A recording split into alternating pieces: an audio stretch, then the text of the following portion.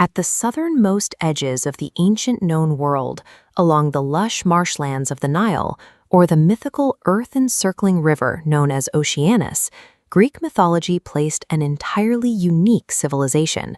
This was a thriving agricultural society.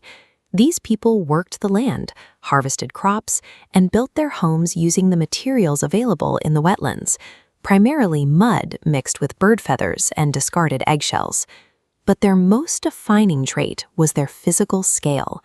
They measured exactly 1 pygmy, an ancient Greek unit of measurement spanning the distance from a man's elbow to his knuckles. That makes them roughly 1.5 feet tall. To survive the harsh elements of the marsh, these tiny communities spent much of their daily lives sheltered in subterranean caves or heavily reinforced mud huts. For ancient Greek naturalists, this diminutive size was not a handicap. It was a perfectly balanced ecological adaptation, allowing a human society to exist in a specific, unforgiving biome. The marshlands were only peaceful for part of the year. When autumn arrived and the leaves began to turn, it signaled a terrifying shift in the ecosystem.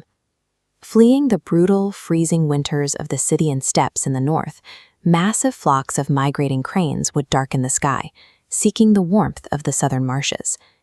To an average-sized human, birds flying south is just a routine sign of winter.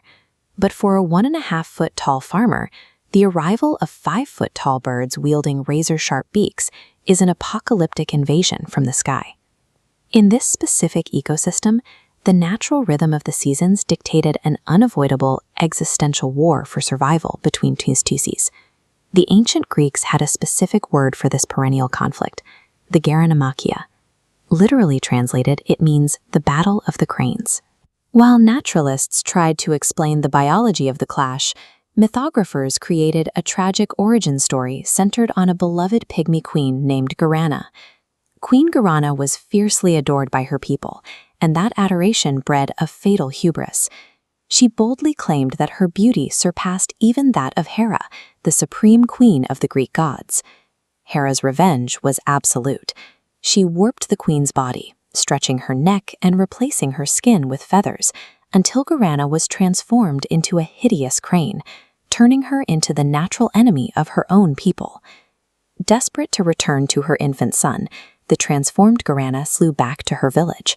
But her subjects, unable to recognize their queen in the body of a giant bird, violently drove her away. This myth justifies a violent ecological phenomenon through the lens of divine punishment and inherited trauma. When the battle commenced at daybreak, the flocks of cranes would launch a chaotic aerial assault, descending on the pygmy crops and tearing at their villages. To defend themselves, the pygmies organized with extreme discipline. They forged tiny bronze helmets, wielded miniature spears, and locked their shields together, fighting in the same heavily armored hoplite formations as traditional Greek armies. But a shield wall alone couldn't stop an enemy that could fly. To counter the birds' overwhelming mobility, the pygmies developed their own heavy cavalry, riding into battle on the backs of heavy-horned rams and nimble she-goats. Defense was only half the equation. The Roman author Pliny the Elder recorded a brutal offensive strategy, a preemptive strike every spring that lasted for 3 continuous months. The pygmies mounted their livestock, marched down to the sea, located the cranes' nesting grounds, destroyed the eggs, and hunted the chicks. Raiding the nests served as a form of population control. Without these annual campaigns, the sheer volume of cranes would eventually grow large enough to eradicate the pygmy population entirely. The Geranomachia appears in the earliest records of Western literature, establishing it as a foundational concept in the classical imagination.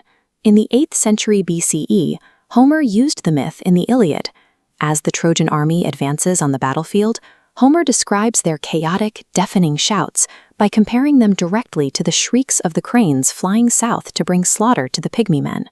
Hundreds of years later, scientists like Aristotle treated the pygmies as biological fact, firmly stating that a race of dwarfish men riding tiny horses lived near the marshy sources of the Nile. This Nilotic landscape fresco from Pompeii demonstrates how the fascination translated into Roman domestic life. Wealthy homeowners decorated their walls with sprawling, fantastical scenes depicting pygmies in their exotic environment. In this specific vignette on the right, you can see the pygmy figures bravely battling crocodiles and a hippopotamus. The art validates their role as miniature heroes taking on massive local fauna. For the Greeks and Romans, placing these tiny warriors in grand literary epics and luxurious dining rooms was a way to conceptualize the exotic and dangerous extremes of the known world. Eventually, the winter storms would pass. The surviving cranes would pull back and fly north, leaving the pygmies in peace to rebuild their shattered mud homes. Antiquity viewed them through a dual lens. Sometimes they were painted as comedic parodies of grand heroes like Achilles, yet they were undeniably brave, locked in an endless, inherited war for survival. Their localized battle against the birds mirrors the broader human condition, humanity's perpetual, often seemingly impossible fight against the overwhelming and indifferent forces of nature. To the Greeks and Romans, true heroism was measured by the relentless courage to stand your ground against giants, regardless of physical stature or divine blood.